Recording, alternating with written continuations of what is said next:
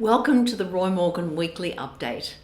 In the week following the massive computer-related outage and the withdrawal of US President Joe Biden from this year's American presidential election, there was little change on the Australian political scene. But, spoiler alert, both major parties lost primary support, while support for the independents and minor parties increased. The latest Roy Morgan survey shows that if a federal election were held now, the result would be too close to call, with the Labor Party on 50.5%, up 1.5%, just ahead of the Coalition on 49.5% on a two-party preferred basis. Both major parties lost support this week, as I said earlier. The Coalition primary vote decreased by 2% to 37.5%.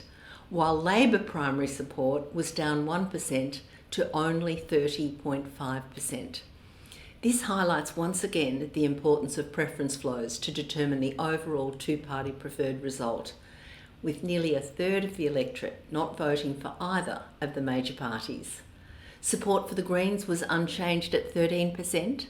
Smaller parties and independents gained support. One Nation increased 1.5% to 6.5%. Support for other parties was up 0.5% to 4%, and support for independents increased 1% to 8.5%. Either of the major parties, the ALP or Coalition, would require the support of minor parties and independents to form a minority government based on these results. Government confidence was down slightly this week. A majority, 52.5% of Australians, say the country's going in the wrong direction. 33.5%, down 1%, say the country's heading in the right direction. This means Roy Morgan government confidence is down 1 point to 81, well below the neutral level of 100. Consumer confidence also eased slightly this week. ANZ Roy Morgan consumer confidence was down 1.3 points to 83.1.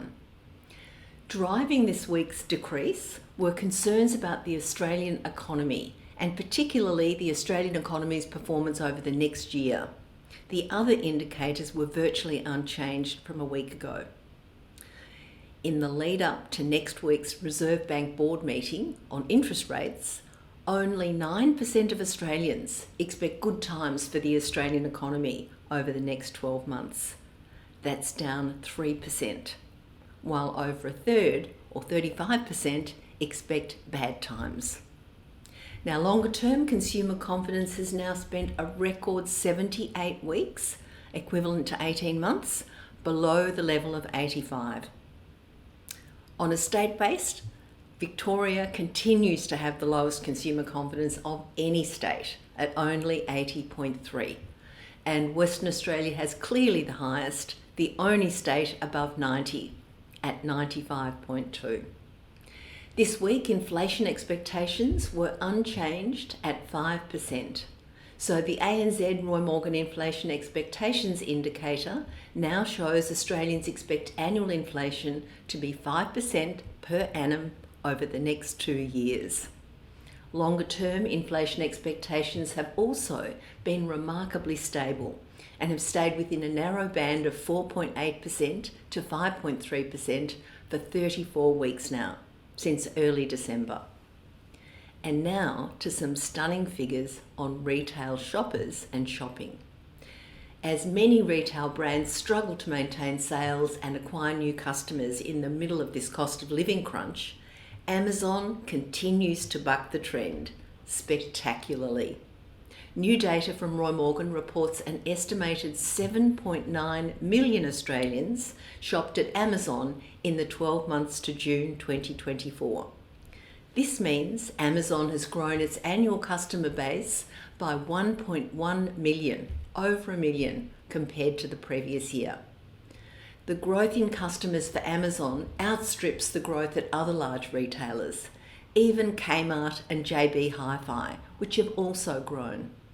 Other retailers have held steady or even marginally declined. A look at Amazon customers in detail shows that these people are high-frequency shoppers and they buy a wide variety of goods. On average, Australian Amazon shoppers are purchasing 6 times a year on the platform, almost as frequently as Kmart shoppers shop at Kmart. They shop there an average of 7.5 times. Top selling categories on Amazon are books, small electrical goods, clothing and computers and accessories. Many shoppers are buying across multiple categories on Amazon, with 31% of Amazon customers buying 2 or more categories and just over 10% buying 3 categories or more. And that's a wrap.